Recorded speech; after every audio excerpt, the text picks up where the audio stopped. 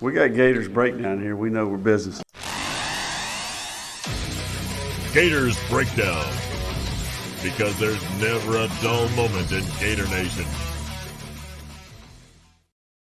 The Gators Breakdown podcast is ready to go. I'm your host, David Waters. You can find me on social media at GatorDave_SEC, coming at you, SEC Media Day reaction. A lot was said by Billy Napier, and then you heard from some players as well, Graham Mertz, Montrell Johnson, and Shemar James. We'll get into it all right here on Gators Breakdown. Hear from all the participants from the University of Florida that were in Dallas, Texas, with Texas and Oklahoma coming to the SEC. Media Days being held in the state of Texas. But Florida took their contingent on Wednesday, and we finally hear from them. And a lot was said. A lot was said. And you know the topics that were mainly going to be discussed. The schedule, the pressure on Billy Napier.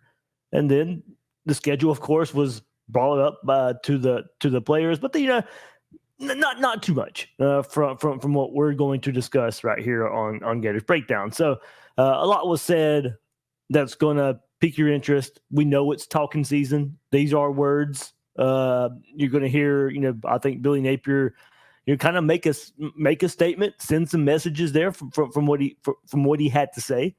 So we'll get into it all right here on this episode of Gators Breakdown. So hit that like button, subscribe if you haven't done so yet on the YouTube version or your favorite podcast platform. If you haven't subscribed yet, why not? Why not? I mean, you're listening to us right here. Just do us that favor, subscribe. But right here on YouTube, smash that like button. Really goes a long way in helping us out right here on Gators Breakdown. So without further ado, there's a lot to get into. Let's start with head coach Billy Napier in both sections of the main parts of SEC Media Days at the main platform and also in another location. He had a lot to say at both locations here, and we'll take a listen. Let's get to our team. The 2024 Florida Gators. I'm excited about the players that are here today to represent this team. One of the reasons I believe in our team is we have credible leadership. These guys are a small sample size. We have a ton of guys that could have been here today. I knew this team had a chance to be different.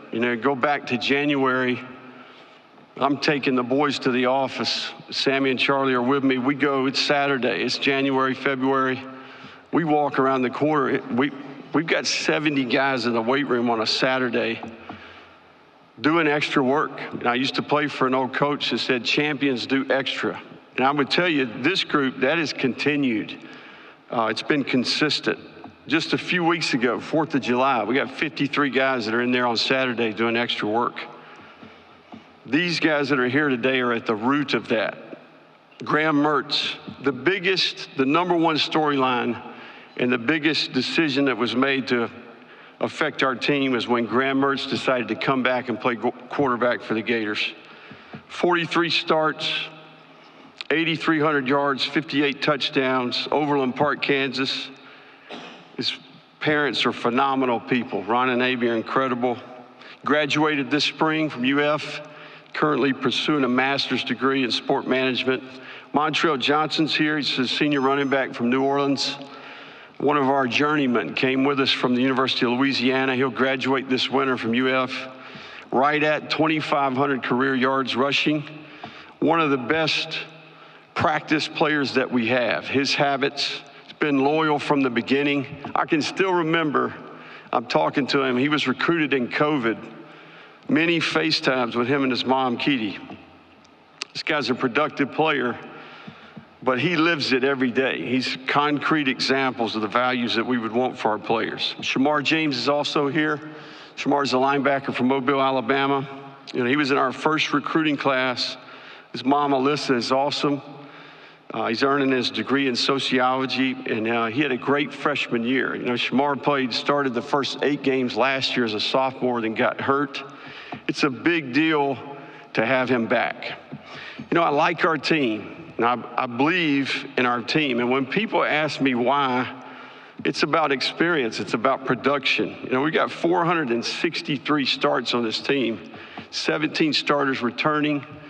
We've got 41,000 snaps coming back this year. We're 4th in our league in returning production. And we've got competitive depth for the first time. We're in year 3. Our roster has stabilized. We've got credible leadership at the player level. The discipline and accountability of this team is at an all-time high. And I think some of the adjustments that we made in the offseason have proved to be effective. These guys, these new staff members have made a difference, and I've been pleased with the progress. You know, you'll have questions about a lot of these guys, but Ron Roberts, Gerald Chapman, Will Harris, John DeCoster, Joe Houston, Tyler Miles, Jake Sankel, Mark Robinson, all are changing our organization for the better. You know, we always view each team as its own entity. New players, new coaches, new roles, new voices, new opponents. Every team is a work in progress. I want to emphasize the word work. This group is about the work. There's an old saying, right? It's not about the size of the gator in the fight, but it's about the size of the fight in the gator. We've been hard at work going all the way back to the beginning of this offseason, developing the fight, a mentality, the intangibles of our team, our core values, the integrity, the togetherness, the discipline, the effort, and toughness of the team. If we can do these things consistently, we'll develop a high level of belief. This group is hard at work developing the fight and the mentality. This team has purpose, and that's why I believe in this team. It's important that we finish strong. You know, we've got 10 days left in this training block, and we're 45 days out from the opener. It starts right there in the swamp in all kinds of weather. Now, I'll leave you with this. In Hebrews, it says, faith is assurance of things hoped for, conviction of things not seen. Now, I've got all the faith in the world in the people in our building. They're prepared to represent our institution, our fans, our great tradition, our state in a first-class manner. Before I wrap up here, I want to thank you personally. I want to thank the media personally. You know, I've spent my whole life in this game, and the game is more popular than it's ever been before, and that's because of your dedication to your craft. And I get it. In a time when you have more on your plate and you're producing more content than ever before, I'm thankful for the great stories that you tell about our game. And I go back to what I said in the very beginning. Your profession, much like ours, has a chance to make an impact and create a legacy. Go Gators. Questions? Coach, thank you for your comments. If you have a question, please raise your hand. Please give your name and affiliation. We have Grant, Kylie, and Edley who will get a microphone to you for questions. All right, we're going to start, Coach, over to our right-hand side on the far right section. Hey, Coach. Steve Moulton, WZZN out of Huntsville, Alabama. I hope you're doing well, sir.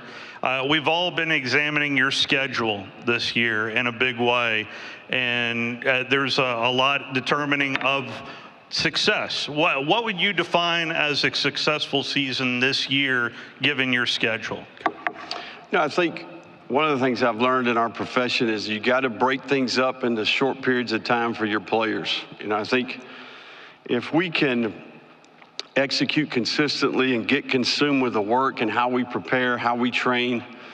For example, the next 10 days are extremely important. Then we'll turn the page for training camp.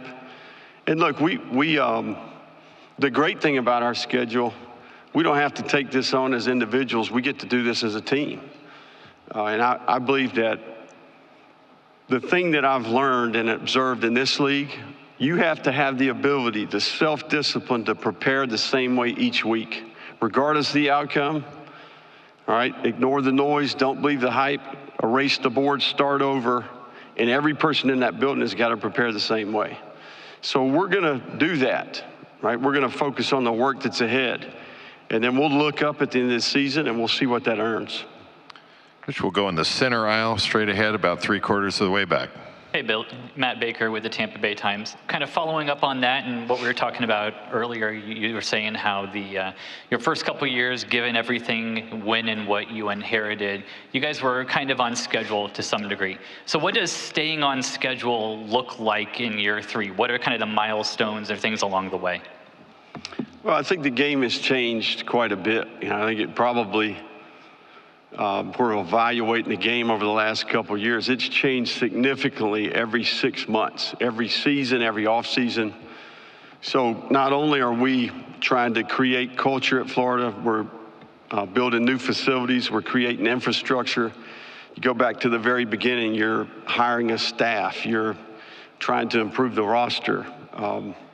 The game continued to evolve while we've been doing that, right? So that's where the challenge has been. So, you know, I'm on the inside, right? I get a chance to be around our staff and our players going all the way back to the beginning of this offseason. So that's what gives me confidence. You know, I think you got to get consumed with the process, not the outcome to some degree. And the thing that I would say with conviction is we have been very close. You know, we played in a lot of close games. We've got to learn how to close those games out. And I think that's where the leadership and experience of this team, we have to leverage that experience, the lessons that we've learned, get in position in the fourth quarter and close those games out consistently. Coach, we'll go straight in front of me on my podium. And Bob, first row. Hey, Billy. Bob Holt, Arkansas Democrat Gazette. I know these last 2 seasons didn't go as you hoped. Like you said, a lot of close losses. And then this schedule, I don't think I've ever seen a tougher schedule. I've been doing this a long time. How daunting is that? How much pressure are you feeling? How do you keep maybe that pressure from not going over to the players? Yeah, I think a little bit of that is, look, we've got a different team. You know, I mean, I think we have 35 new players.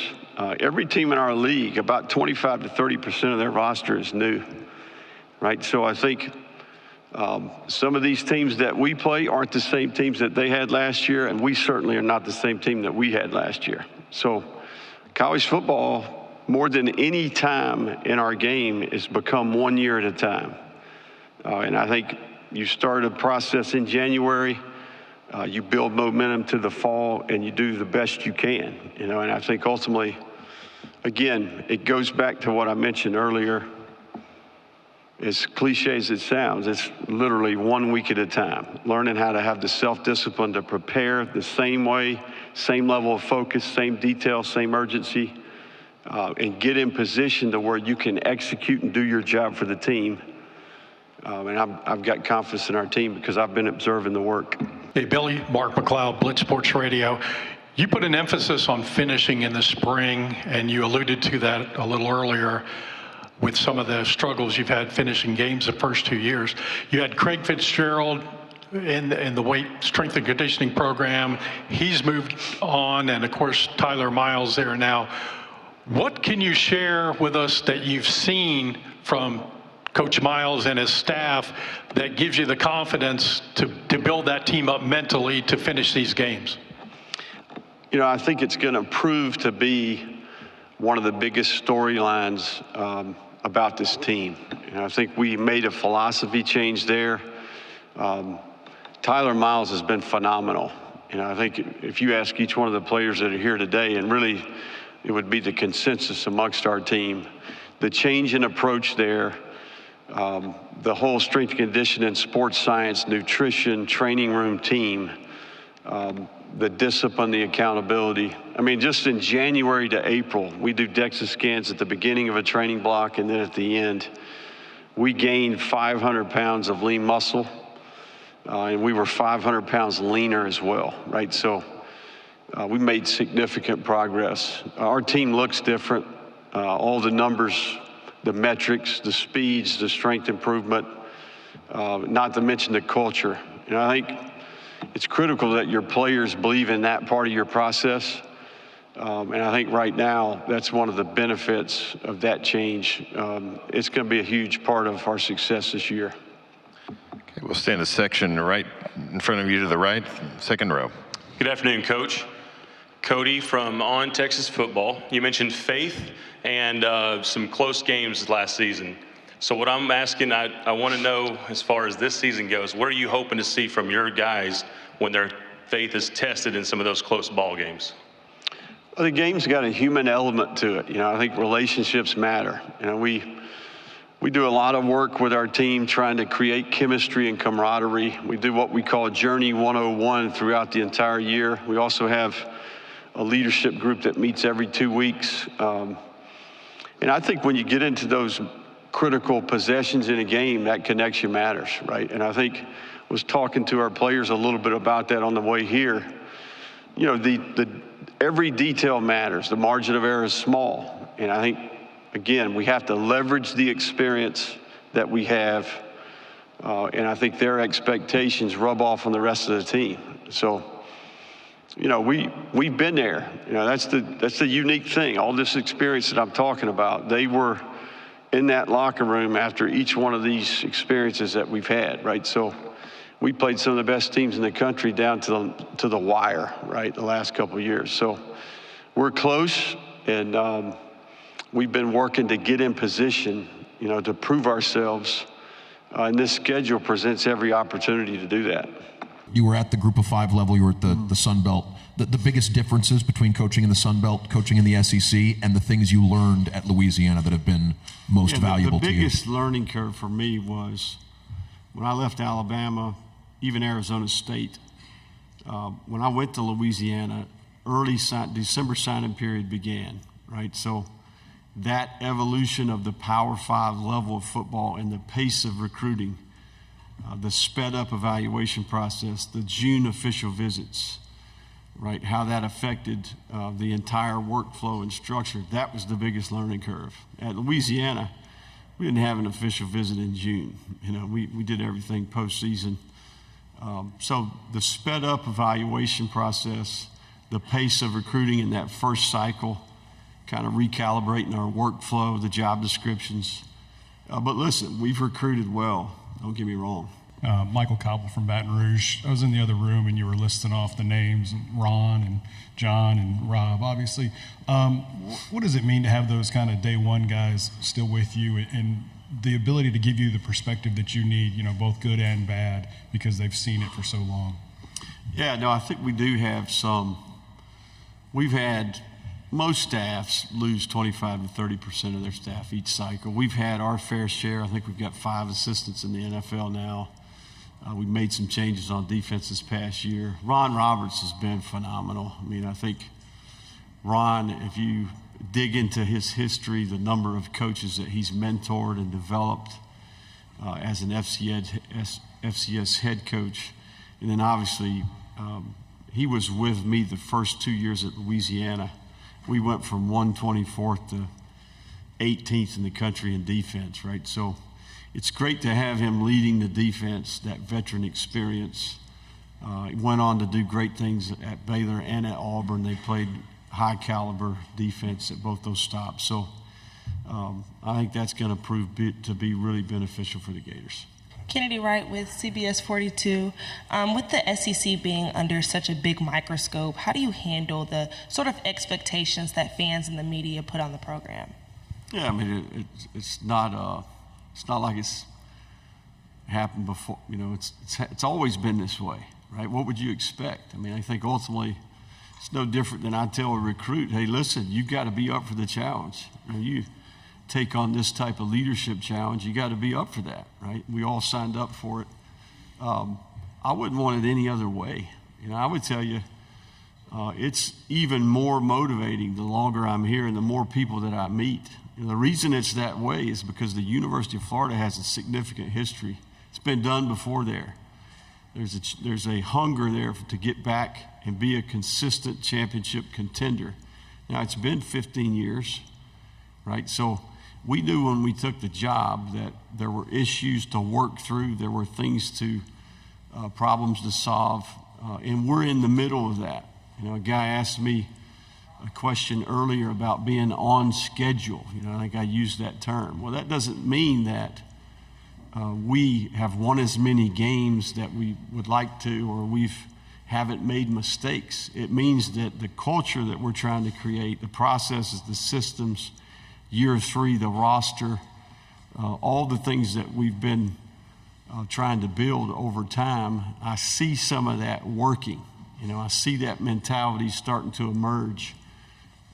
We live in a society that wants it now, okay? Doesn't happen that way in anything, much less football. So when you've got hundreds of people to coordinate and get all going in the same direction, in today's climate, it's even more difficult to establish trust. And I think we're over the hump. The kids that are on our team now, they picked the University of Florida and our staff, and we picked them. And the makeup of our team is different. And it will be very obvious when we start playing this fall. Brandon Marcello, CBSSports.com. Billy, you mentioned about sticking to the process. And I know in this day and age, as you said, people want things now. How difficult is it when people try to challenge you to change your ways, to not make a wholesale change and to continue to follow your plan, even when it seems like everybody is questioning you? Yeah, I mean, I would tell you we haven't been hesitant to change. Heck, I mean, we've been forced to change. I mean, I think this game that we're competing has changed each cycle. So we've made the necessary changes, with each opportunity. I think this offseason in particular, we made some wholesale changes. But, yeah, I mean, I think ultimately when I say that, it's more of a mindset and a mentality and a belief as a program than it is the actual execution of the plan. The plan is always evolving. We always adapt. We always are tweaking, trying to continue to evolve. But process over outcome, that's where you get the conflict, right? Because everyone wants results. When you plant a seed, you got to continue to water and groom. And then, for a long time, you may not see the benefit, but it's happening. It's underground, and then, okay, here we go, right? So I feel as if we're experiencing a little bit of that, if that makes sense. I'm hopeful that we can improve and play a higher level of football this fall. All the talk about the schedule, all the talk about experience, proven production, development taking hold, the process, all those things have Billy Napier thinking this team is over the hump. And those can certainly be items combined for him to feel that way. And I like his attitude towards this. Like I said, we know it's talking season. This may be very reminiscent of his comments last year at SEC Media Days, where he said, "You don't know what I know about this team," and then goes on to go 5-7. But, if all those items are in place and this thing is, and it should be headed in the right direction, and Napier's confidence here can be justified. It's why I have the view of no matter what the schedule is, we need to see progress, because a lot of what he has said today, it doesn't guarantee success for sure just because he sounds confident, but I can truly see why he feels as confident as he sounds. If those are the things he's pointing to, you can see why he's confident. These are things to like about what has changed since last season. But at the same time, we've seen 11-14 the last couple of seasons, and the games must be played. Those are the only games we can point to right now. There could be progress in win total, an acceptable win total. And you go on and kind of going back to the things he said, I like our team. I believe in our team. And it's because of the experience and the production. I mean, the 463 starts on the team, 17 starters returning. You have 41,000 snaps that he's mentioned. That's fourth in the league, in the ESPN FPI with the production there, or the experience. And the biggest thing, and something we have brought up going back to springtime, is, as Billy Napier said, competitive depth for the first time. So, competition, experience, production, it's there. You can see why the head coach is confident. And the roster stabilized. He mentioned that plenty of time as well. And then in year 3, you've hopefully, the culture has built the leadership. This is I know people will nitpick the comment a bit, but I do believe there is a good culture in the locker room. It's not a winning culture yet. Now, you have to build this type of culture before the winning culture comes, but it's not a winning culture yet. But there's a lot of discipline on the team, at least away from the football field. We need to see it on the football field a bit more. Some more accountability as well. But Billy Napier says that's at an all-time high. And all the changes in the offseason, he says those are proven to be effective. So the staff members, all those all those changes, Ron Roberts, Gerald Chapman, Will Harris, Jonathan DeCoster, Tyler Miles, Joe Houston, those guys coming in. Supposedly, quote, making the organization better. Well, it should. It should. It was changes that needed to be made. Or some of them were forced. Some of them just needed to be made. But a lot of talk has been about that schedule.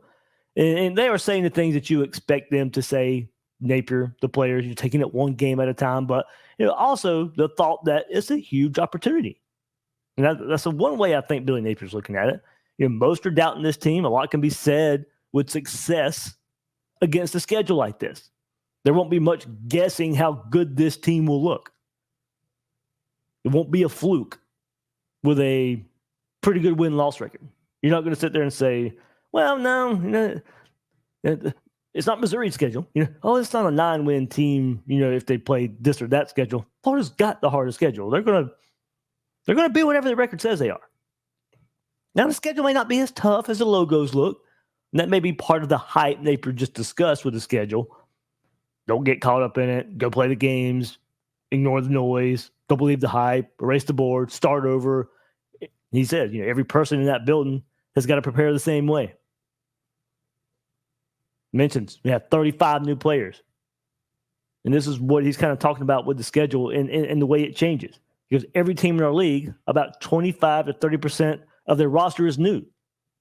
So I think some of these teams that we play aren't the same teams that they had last year. We certainly are not the same team we had last year. So, you could look at that a couple ways. Florida's not. A lot of changes on the staff. A lot of changes through transfer portal, graduation. You're not the same team. Those affects other teams as well. Now, granted, they're not the same team. We went through plenty of times this offseason how many new quarterbacks Florida's playing. Coaches Florida's playing. Yeah, it's not that, but you can glean enough that we know the schedule's tough. Based on the changes, even though both teams aren't the same as they were last year. Now, not every team will live up to it, probably. But the schedule is pretty tough. I'm going to give Florida credit. Go give Florida credit. It's pretty tough. Another angle to what Napier said is, maybe just how close this team was last season and that the changes made will be the difference in close losses turning into wins. And remember, Florida was outscored by 31 points in the second half during last season in that 5-game losing streak. Will strength and conditioning be the difference in sustaining energy in games now? Will all the experience mean better execution in those critical situations? That's what we're led to believe here. And everything Napier said, that's what we're led to believe. So close last year in a lot of ways. These changes are supposed to be what gets Florida over the hump. Over other items here, as Billy Napier was making the rounds on the SEC Network, he said turnovers need to happen to complement the offense, mainly in field position. And he says to do that, they need to leverage experience. And it's certainly on the defensive side of the ball. You got the experience last year with a bunch of young players, and you had to take your lumps, had to take some growing pains. That wasn't the total reason for the defensive collapses last year, but it did have a lot to do with it. Now you have to leverage that experience. There has to be learning lessons from last year to take that step. He thinks the line of scrimmage will be where the new strength and conditioning program will make the most impact. Also because of how deep they are on the line of scrimmage. It says Florida's deeper there. Pair that with the strength and conditioning. Billy Napier likes what he has on the line of scrimmage. Strength and conditioning making the most impact. And going on to say necessary changes need to be made on defense. Sean Spencer, Corey Raymond. He said that was the biggest hole from last season was the defense. And then they needed to make those changes, the necessary changes on that side of the ball. So third year, lots of changes on the roster, changes on the staff. Billy Napier's still confident. A lot of returning pieces as well. There's a pretty good mix of change and status quo. But the most important one, probably at the quarterback spot. Second year in the system, Graham Mertz, 6th year overall in college football. Let's hear from Billy Napier first on Graham Mertz, and then let's hear from Graham Mertz at SEC Media Days. You take Graham Mertz out of the transfer portal last year, his career highs across the board, yards per attempt, completion percentage, and a career low in interceptions. I'm curious, how'd you get him to play to the rate that he did last year, and what are some areas of improvement you're still looking for? Well, I think Graham, first of all, Graham's got character. He cares. He's a worker. He's one of the more fun players to coach I've had in my career. He matches your level of preparedness. I mean, you show up to the meeting and you're coaching Graham Mertz, you better be ready to go, right? And I think he learned a lot while he was at Wisconsin. I can still remember having a conversation with Paul Christ about Graham, and he had ups and downs. I think he had some really great days, and then he had some really tough days. And I think some of that maturity helped him reset, recenter, and approach our team a little bit different way. So Ryan O'Hara is our quarterback coach and analyst, and he does a phenomenal job. He works tirelessly, and he's done a great job. He did a great job with Anthony, and then certainly Graham hit the ground running. But I would tell you, it's a product of the work. Graham, he earned every bit of it. And I'm going to tell you, he earned the respect of his teammates with the way that he competed last year. He's primed to have a breakout year here. It's a big deal for Graham to be back to play quarterback for our team. Graham, who's some of your threats on the outside that are going to make some plays for you? You have a pretty good tight end as well. Is that correct? Yeah. I think on the outside, we got a lot of great young guys coming back, young guys going in their second year. I mean, I could talk about the receiver room all day, but we also brought in 2 transfer receivers, Shemar James from Wisconsin and then Elijah Badger from Arizona State. Great experienced players, know what it takes to win, and they've shown that so far. Great leaders too, so I'm excited about that room, man. Front row. Hey, Graham. Michael Cobble from Baton Rouge. Billy was just in here, and he talked about the importance, I guess, of having the right guys in the room at the time. And kind of what he said that stuck with me was everybody on the team now picked us, and we picked them. Do you see that cohesion now and kind of everybody pulling in the same direction? 100%. I mean, I think that you see complete buy-in, and that's, as a team, that's what you need. And you need players leading, and you need buy-in, like I just said. So I think that this team we got right now, they're passionate, they care about each other, they want to win, and they're fully bought into not only just the scheme, but also Coach Napier's vision for what this team should be. Second row. He hasn't been there with y'all long to buy in, but Jason Zandamela came over from USC as a transfer. What have you seen from him early in his career? He's done a great job. I think he's in a different lift group than me in the morning, but I'm sure he can throw some weight around. And I know I've heard from not only players but coaches that he's doing a fantastic job of learning the playbook, putting the extra reps, and growing not only as a player but a person. So he's done a great job. Fourth row. Graham, Rob Brown, SEC Sideline Sports Network, and GatorbaitMedia.com is part of us. Looking back a year ago at this time, you'd come down from Wisconsin. Yeah. How much have you grown physically, mentally, and what do you think about the SEC after 1 year and then looking at this coming schedule? Yeah, I mean, I'm going to start with just the SEC portion of that. I think the cool part about this wonderful league is just across the board the amount of passion that fan bases have, that players have, that coaches have for their university. I think that you go anywhere you go and you walk into a facility, or for me, a stadium, an opposing team stadium, you can feel that. You can feel the history and the passion, and your only option is to respect it. And then what was the first part of that? I kind of missed the first part of your question. Oh, man. Yeah, I mean, I think that for me, as a person, coming down to Florida and experiencing something new, something different than Wisconsin was big for me. And it kind of pushed me into that area where I had to grow as a person, whether that's on the field, off the field, in my faith, in my family, all these different areas. You spend a lot more time kind of by yourself when you're the newbie and the older person. So for me, it was big time. What was the last part of the question? Sorry. The schedule? No, you can't. I mean, this game, I'm always the type, I always go, you can simplify this game. It comes down to execution. That's all it is. If this team executes better than we do, they're going to win. If we execute better than they do, we're going to win. So I think anytime you can simplify this game and just realize that myself and my entire team, these coaches, we're so blessed to put on this uniform, play this game. So every time we have an opportunity to go play it, it's my job to respect that opportunity. So for me, people can call it whatever they want, label whatever they want, but for us, we're just excited for the opportunity. Stay on the third row. Tyler Shaw with KBTX and College Station. Graham, how would you rate, when you look around the league, kind of the level of quarterback play right now in the SEC? And as a competitor, does that kind of help you push yourself? I spent a weekend with a bunch of them at the Manning camp, and I think not only are they they're great quarterbacks, but they're great people.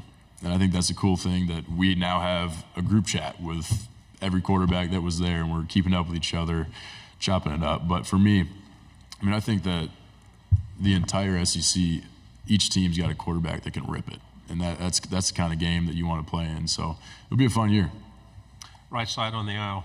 Graham, Corey LeBounty, Mobile, Alabama, WNSP 105.5. To have that graduate patch on your jersey this upcoming season, what does that mean to you?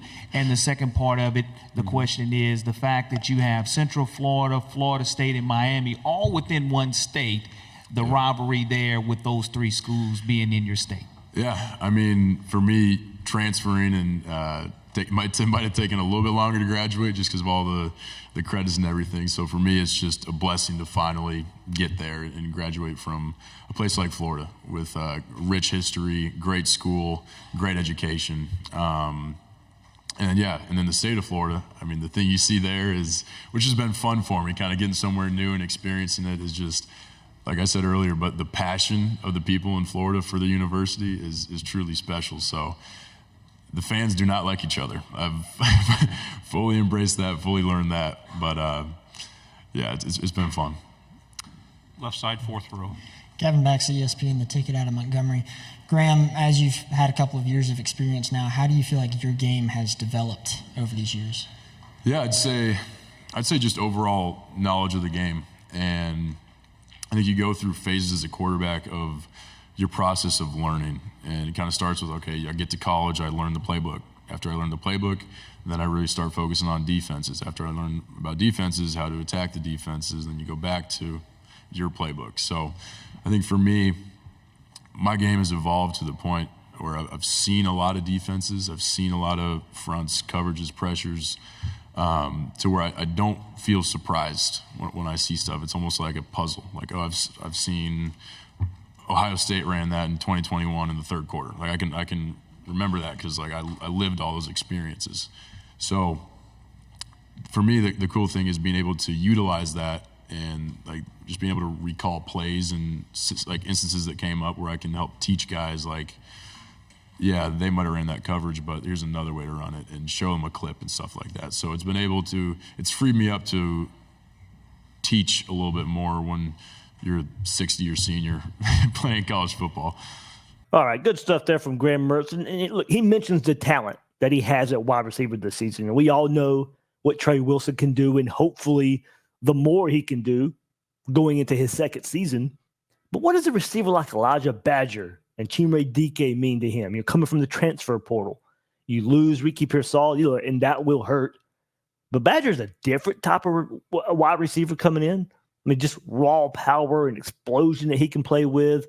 Pearsall would be the guy in the right place, and his route running exceptional, and the deceptive speed that would get defenders. But Badger offers a bit more, is probably as far as the catch and run ability.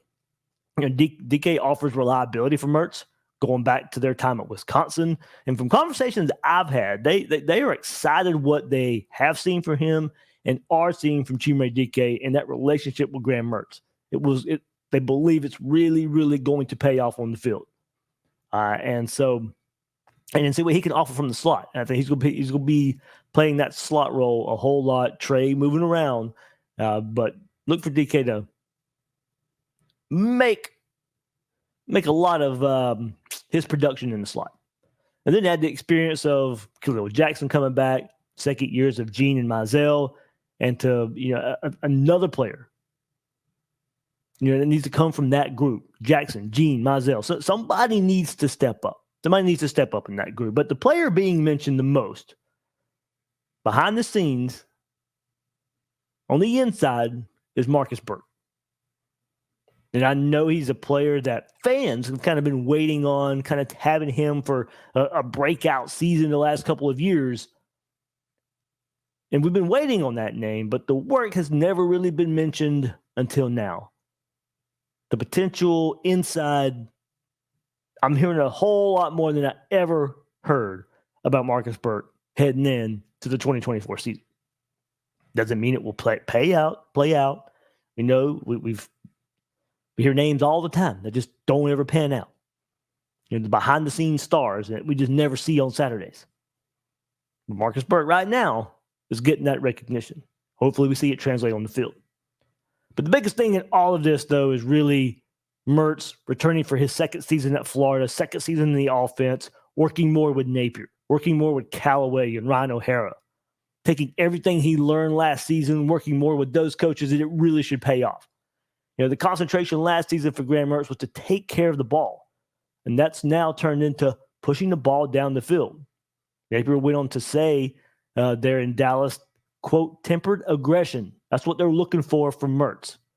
Took care of the football last year. Next step, take advantage of the situations down the field that he didn't last season. When they go back and look at the film, they see it. It is there. It is there in the offense. Billy Napier's offense, let's not take last year as an overall example. They want to get the ball down the field. They have been able to get the ball down the field. Not last year. It is there. It was there. They need Graham Mertz to take the next step, take his evolution in this offense, get the ball down the field. Tempered aggression. All right, that was it from Graham Mertz and what we'll discuss on his angle from SEC Media Days. Next up, Montrell Johnson. A lot of pressure, a lot of excitement. What's the vibe around the preseason? In the locker room is very exciting. With this upcoming schedule, I feel like the guys are using it as motivation and looking at it as 12 opportunities to prove ourselves to the nation. Front row. Montreal, Eric Bailey with the Tulsa World. I've been asking a lot of the players, for Oklahoma's sake, they know going to every SEC road game is going to be a dogfight.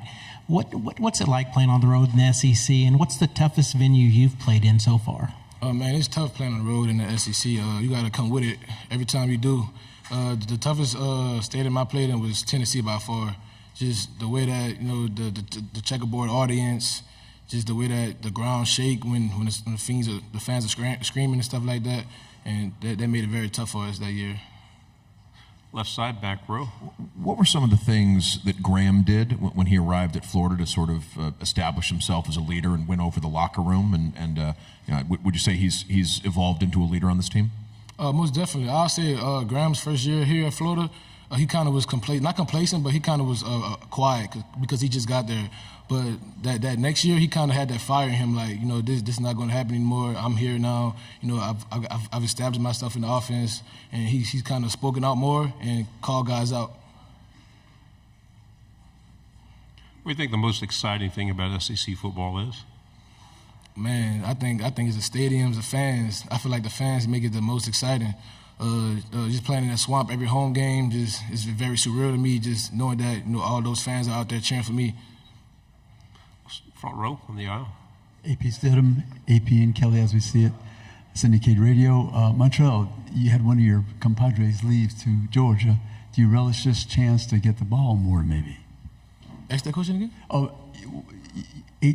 One of your compadres left to go to Georgia, running back. So do you relish this task of getting the ball a little bit more? Oh, yeah, I expect getting the ball more coming in the future this next season.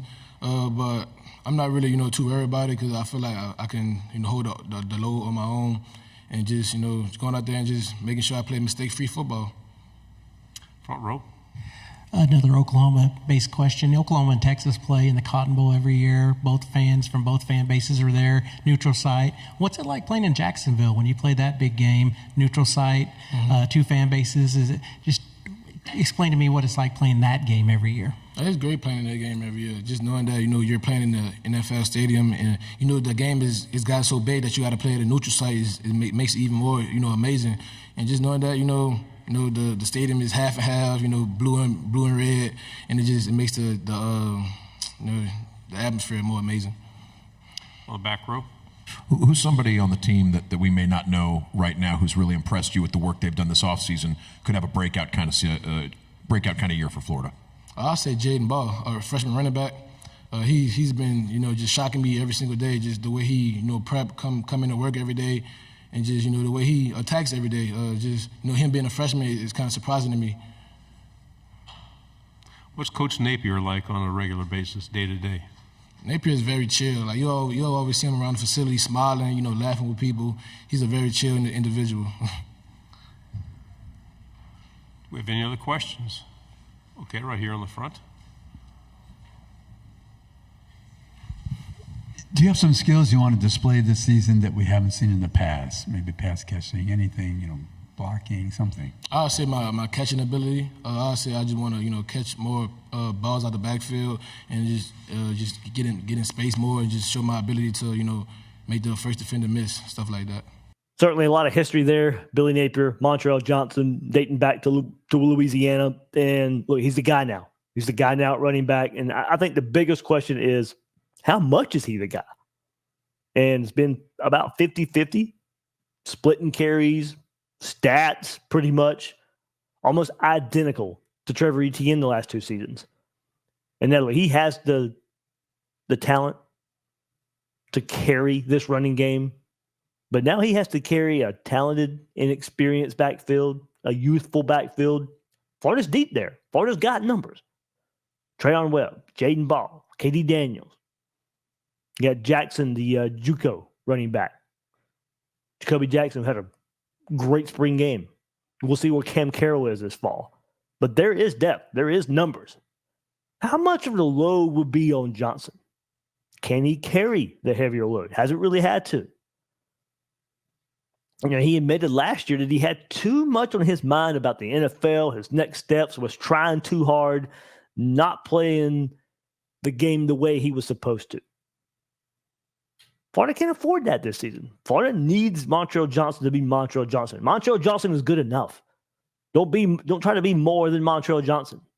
There needs to be a jump. I believe there will be a jump. And a jump while getting more carries, more of the workload. I won't know if I'll call it a workhorse. I don't know if he'll, I'll probably label somebody like that, 70, 75% of the carries. I don't know if he gets that high, but he's going to get a good majority of the carries. It's going to be interesting to see what happens behind him. We have some time to discuss that as fall camp approaches, but there's going to be a fight for carries behind him.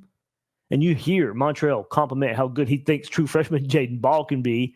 Trayon Webb probably starts fall camp in that number 2 spot.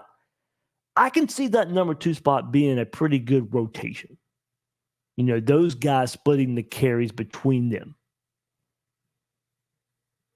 Certainly, Billy Napier likes to play multiple running backs. Will certainly play young running backs if they prove they need to be on the field. So it can work out a myriad of ways here for the running game. But Montrell Johnson is going to carry the load. What happens behind him? I think that's the biggest storyline. The two biggest storylines. How much of a jump can Montrell Johnson make? And what happens behind him? However it works out behind him, I think you can feel pretty confident in. But how does it shake out? I think that's a really good question heading into fall camp and into the season. I think that's going to be a storyline we follow all season long. All right, let's move to the other side of the ball. Let's hear from Billy Napier and linebacker Shemar James. Corey LeBounty, WNSP 105.5 in Mobile, Alabama. A year ago, I asked you about Shamar James and his leadership ability and his capabilities, and here it is 1 year later. He is a representative for and an ambassador for the Florida Gators. Talk about his progression health-wise, and again, why you chose him and what he means to the Florida football program. Shamar is, let me tell you what, man, Shamar is a lot of fun to be around. One of the best linebackers in the country. You know, we were very fortunate to recruit him to be a part of our first class, and he played as a rookie. You know, he was a freshman all-SEC player. Shamar's got some, you know, he's a little wise for his age, I would say. You know, he's got good maturity. He can see the big picture. Picked it up quickly. Didn't even report early. He came in the summer, so all SEC. Then he started the first 8 games. You know, my nickname for Shamar is the eraser, right? Because he can make you right on defense, right? So him getting hurt was a big deal to our team. You know, I think getting him back, not only his production but his leadership, his example, big deal to get him back. Personal goals for this season, things you've really focused on this offseason? Yes, sir. Just getting stronger, becoming a better leader, better communicator on the field, and just becoming a better overall linebacker. We'll go on the front row here. Shamar, I've been asking everyone with Oklahoma's entrance into the SEC, what can they expect on road games on Saturdays? Every road game is going to be a battle. Oh, yes, sir. One of the most hectic environments. You know, playing in the SEC for 2 years now, you can see some very interesting stadiums, very interesting crowds. So it'll be something fun to see. Let me go ahead and ask you a follow-up question, too. Also, OU Texas comes in with a heated rivalry. It's something that really, it's one of the best in college football. But you have a rivalry. You go to Jacksonville every year, a neutral site, just like OU Texas. What's it like playing in Jacksonville, playing Georgia in that atmosphere, a neutral game, a neutral setting? It's amazing. When you're coming over the hill, coming down the hill, you'll see split blue and split red. So, you know, it's a tradition that's going to continue to thrive. And, you know, it's amazing. It's a lot of emotion coming into that game. Yes, sir, for sure. We'll go on the aisle right here. Shamar, Aaron Mukes, WALB. How has the linebacker room improved this offseason? Most definitely. It improved a lot with skill set, I would say, bringing in Pup Howard and some freshmen like Miles Graham and Aaron Childs. We bring in a lot of skill with a lot of vets in the room like myself, Derek Wingo, Ronald Moulton. So I would say that it's improved a lot skill-wise and leadership. We'll go on the back row. What can you say about Ron Roberts and the impact he's had on the team and your game? Coach Roberts has brought a lot of experience and I would say personality to our room and to the unit as a whole. And Coach Roberts, he just come in every day and work and instill in us, you know, just take it one day at a time and be intentional with your work. What's the most fun about playing SEC football? The most fun about it is every game. You know you're going to come in and play a tough team every single game, no matter who it is, no matter the record. So, and also the environment is also hectic as well. Is the environment in the swamp maybe the best? I would like to think so. Okay. We'll go on the aisle. Shamar, talk about the end of the season. Like 5 out of 6 games, you guys see Georgia, Ole Miss, Texas. Do you guys prepare for that? How do you guys prepare for that type of schedule? We know every week in the SEC is tough, but how do you look at that at your schedule this season? Take it one game at a time. You know, you don't prepare differently for different opponents. You always come in on that Monday or Sunday and think like putting our head down to go win this game. So, you know, it's just obstacles in our way, and it's just like any other team, we got to go in and get the win. Shamar, who's a name or two on the Florida defense people might not know right now, but you think by the end of the season they'll have broken through and proven themselves? Yes, sir. Greg Smith, a freshman that came in. Jameer Grimsley, another freshman. DJ Douglas from Alabama guy. Charquez Bridges, transfer from Oregon. Those are some names that we have in household right now that I believe is going to make a big splash this year. On the aisle. From a defensive standpoint, what have you seen from DJ Lagway, the freshman coming in, that has impressed you? Most definitely has a big arm.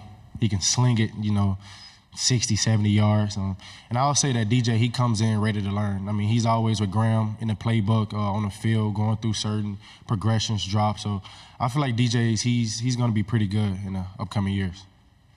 On the left. We talked to Keenan, the Tennessee linebacker, yesterday, and he missed most of the season with an injury, but stayed really involved. You missed a couple games last year with an injury. What were some things you were doing, despite being injured, to stay involved with the team, stay ready, stay mentally prepared? Staying close with the team. Injuries, it can sometimes draw guys away from the team. And I believe that some guys may consume themselves of too much of football, that's what they become. So I'll say just staying around the team, encouraging the guys each and every week, each and every opponent that we may have. So I'll say that, yes, sir. On the left, standing up. Hey, Brian Holland, WVLA in Baton Rouge. Every rivalry is different, right? Like, if you had to describe to someone who's never been, LSU in Florida, that environment, those fans, how would you describe it? Crazy. From the pregame to the first quarter through the fourth quarter, it's constant yelling, constant chirping from each side. The fans, like it's an environment that you just can't describe in words, I would say. Yes, sir. Do you have a particular favorite roadside to go to, or one that you don't care for? I've played at Tennessee my freshman year. That was pretty loud. Yeah, it was pretty fun as well to play in there. Left side. You mentioned some young players who may break through. What are the most important things those guys can do to help the team in the fall? Guys who haven't played very much but could have a big role this season. Mm-hmm. The most important things that they do is come to the facility and work every day. They never have excuses. When their body hurt, they still going, giving 100%. So I'll say that's what's going to separate them and bring themselves to the spotlight. What are some things Graham has done to win the team over? It can be tough as a transfer quarterback to prove yourself to the guys, but what are some things he's done to establish himself as a leader? Yes, sir. Graham has connected with a lot of guys, and I'll say that's one of the biggest things you need to do when you're in a foreign environment. Connect with guys, get to know them a little bit more, so when times get tough, you can challenge those guys. So I feel like Graham made a great impression on me and the rest of the players. So I feel like that's why Graham is one of the leaders that you guys see now. Final question for Mobile again. Shamar, the hardest part for you being on the sidelines, not being able to play. I know you learned some valuable lessons in high school, watching and not being able to play, being injured. Those lessons, tell me how that helps you at your linebacker position. And now that iPads are going to be on the sidelines as well, so you can see real-time mistakes. Oh, yes, sir. Like you mentioned, being hurt my senior year, at the end of my senior year, it kind of helped me in this journey that I had with the surgery and the knee injury that I had. And I'll say that it allows you to see the game outside of the game, see how things function outside of being on the field, and just coaching up the young guys or guys that maybe not be fully confident in their ability. So I'll say that's something that I really focus on during my off time. Look, not breaking any news here. Having Shemar James back at linebacker, starting linebacker, is going to have a great effect. Now, I do think linebacker was okay with him starting, but just went too awful without him, without his leadership, without his experience. But now you bring that back. You bring the leadership back, the experience, and the ability. I think it puts the baseline for the group in a good spot. But like you heard him say, Pup is there now. You got two high-profile freshmen. And the question will be, how fast can Miles Graham and Aaron Childs get up to speed? Pup had a great spring and a great spring game, handled the responsibility of being the guy with Shamar out, Derek Wingo very limited, all spring long. Now, Pup was the guy at linebacker, making the most of his first spring at Florida. And then you have Graham, who missed spring with a back injury. And then Aaron Childs is a late enrollee. So your true freshman, basically, because of Graham, no snaps as they enter fall camp. So both freshmen have to get up to speed fast this fall camp. But until they do, Derek Wingo, RJ Moten, let's not forget Moten, moved to the linebacker spot, gives them another body there. Jaden Robinson as well. In his second season, Deuce Spurlock. So you got some numbers there. How does it all shake out? How long, if Wingo and Moten have to contribute, have to play early, how long do they hang on to the spots? I think the top end is better with the freshman and Howard, but how fast can they get on the field? Certainly Howard no surprise if he's starting game one. What does that do for, is it the Derek Wingo, Pup Howard battle for that spot besides Shemar James? I think we know in the end, top end is going to be better with Howard. Or at least him on the field a lot. So add in Ron Roberts coming in from Auburn, helping more with this group. And you can see why this group could be better with just his experience and just more pure linebackers in the group. Now, Moten making the change, Derek Wingo moved to linebacker in his career at Florida, but still many more linebackers, high-level high school linebackers, all the instincts it takes to play that position, you now have that in that room. And pair that with Ron Roberts, you should certainly see a jump in production there. How fast is that? Overall, I think they're going to be better than they were. I don't think that's really going too far on a limb, but how fast does it happen? So if you're counting on a Pup Howard who had very little playing time at South Carolina last year and went through a spring, what does that mean? Does he hit the ground running game one?